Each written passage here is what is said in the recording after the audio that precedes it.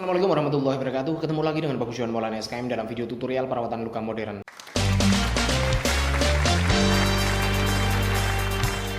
Teman-teman, hari ini akan share materi tentang konsep kelembaban dalam perawatan luka modern. Sudah menjadi perbincangan yang sangat populer bahwa perawatan luka modern itu cirinya adalah berbasis kelembaban. Dulu saat saya awal-awal mendengar adanya pelatihan perawatan luka, saya juga penasaran.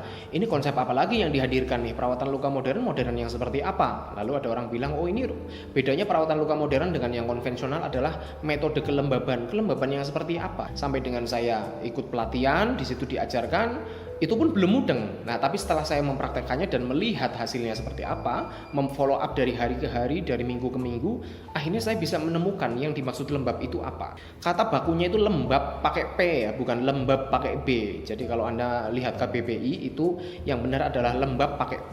Lah lembab itu apa? Kalau misalkan dalam bahasan terminologi fisika seperti itu kan yang namanya lembab adalah jumlah uap air ya kan dalam sebuah media tertentu, entah itu udara, entah itu benda padat dan sebagainya.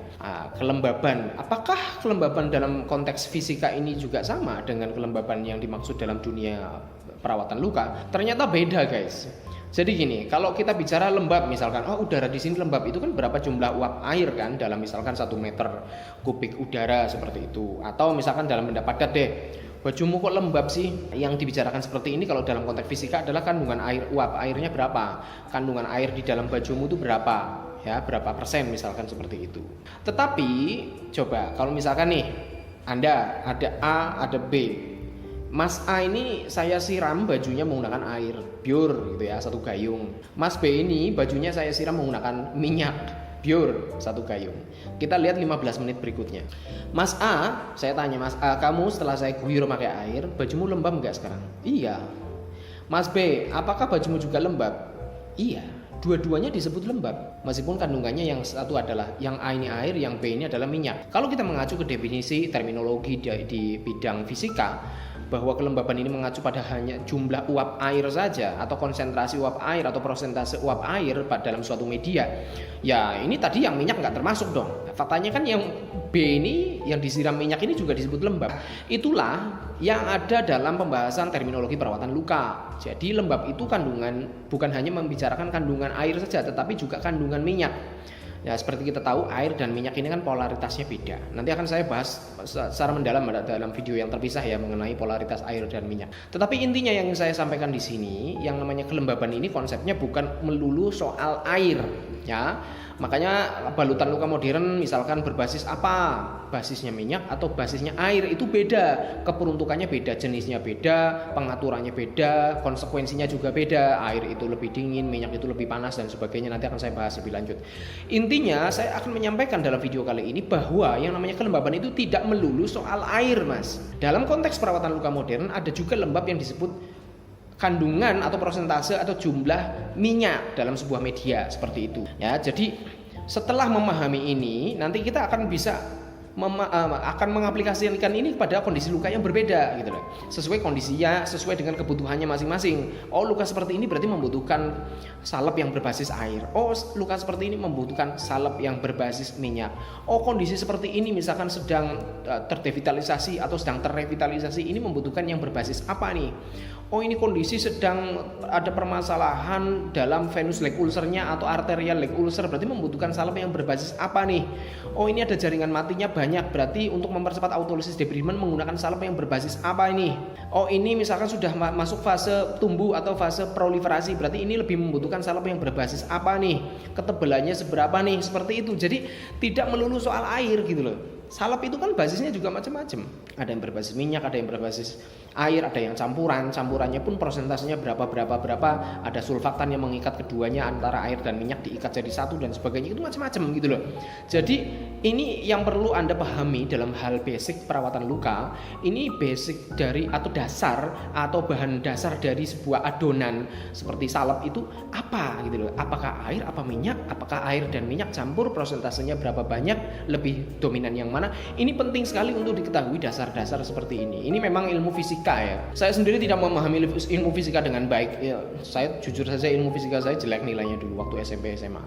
Tetapi paling tidak dengan mengetahui hal-hal mendasar seperti ini dan menjadi perawat luka, kita harus memahami konsep seperti ini, baik itu secara superficial saja lah, secara dangkalnya saja, untuk bisa memahami nanti ini konteksnya mau buat apa, ini nanti mau diaplikasikan ke luka yang seperti apa, seperti itu. Jadi pengetahuan tentang air dan minyak paling tidak harus dipahami oleh Anda, seorang perawat luka yang ingin memberikan pelayanan perawatan luka modern. Nah, ini juga penting sekali nanti konsekuensinya air dan minyak itu beda-beda gitu ya. Fungsinya tadi apa, terus nanti ada berhubungan erat juga dengan suhu, karena antara air dengan minyak itu suhunya beda, kekedapan udaranya juga beda dan sebagainya, seperti itu. Nah, jadi tidak melulu tentang air gitu loh. Kalau misalkan ada perawat luka senior ngomong tolong dikasih hipermois karena ini untuk melakukan autolysis debridement seperti itu. Lah apakah hipermois ini berarti dikasih yang berbasis air yang banyak, yang tebal seperti itu? Kan nggak selalu. Kalau orang tidak memahami konsep air minyak dalam perawatan luka modern,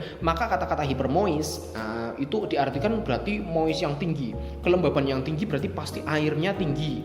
Berarti kita memberikan sebuah balutan atau sebuah salep atau sebuah gel, nah yang kira-kira mengikat banyak air. Oh berarti ini gel nih, karena gel ini kan adalah air yang dibekukan, air yang beku yang diikat oleh sebuah zat sehingga menjadi benda padat. Kalau konsep hipermois dalam terminologi fisika yang berarti itu adalah kandungan air saja, maka hipermois pasti akan diartikan sebuah gel yang mengandung air yang diikat dalam jumlah yang banyak. Hipermois sama dengan gel yang tebal, akhirnya seperti itu artinya. Nah, padahal tidak melulu seperti itu. Kondisinya seperti apa? Jadi hipermois juga artinya bisa saja kandungan air yang banyak, hipermois juga bisa saja kandungan minyak yang banyak, seperti itu.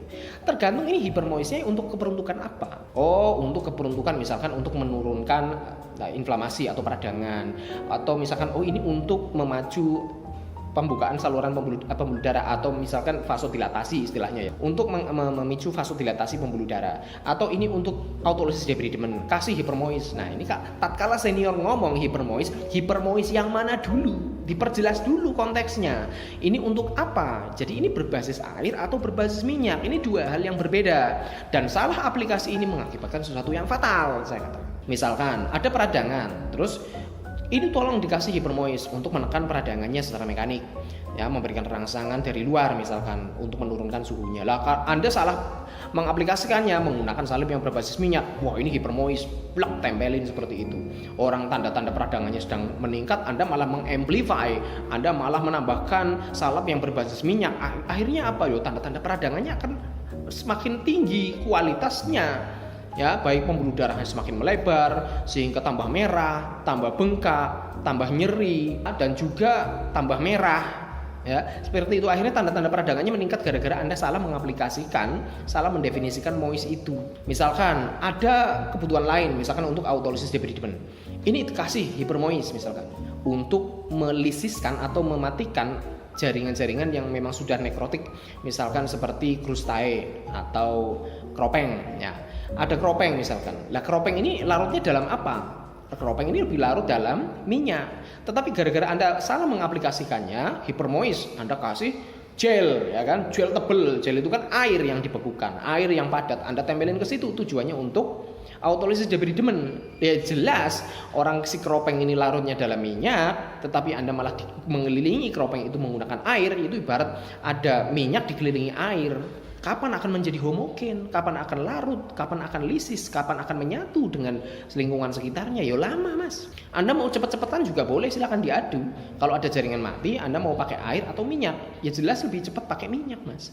Karena itu jaringan mati larut dalam minyak. Ya, jadi sampai kapanpun seperti itu loh. Antara minyak sama air ya sampai kiamat nggak bakalan nyatu, nggak bakalan nyampur, kecuali kita paksakan homogen dengan memecah molekul-molekulnya menjadi kecil-kecil. Itu pun sebenarnya tidak larut gitu loh, hanya berpecah seperti itu. Nah, ibarat di sini ada air, terus kita teskan minyak di situ, kita aduk-aduk dengan paksa, ya, seolah-olah kan nyampur lah. Itu sebenarnya nggak nyampur, tetapi berpecah menjadi molekul-molekul yang sangat kecil dan kelihatannya nyampur, tetapi pada hakikatnya mereka tetap berpisah seperti itu. Nah sama nih, kalau misalkan ada jaringan mati yang mau diautolysis debridement, tapi Anda salah mengaplikasikannya menggunakan gel yang berbasis air, sampai kapanpun itu jaringan nggak rusak-rusak, nggak lisis, ya, nggak menjadi homogen. Itulah makanya lama Anda membuang jaringan mati sekecil itu aja lama, membuang kropeng segitu aja bisa lama, Anda mau membuang slove segitu aja bisa lamanya minta ampun gara-gara salah mengaplikasikan hipermois itu apa, salah mengartikan lembab itu apa.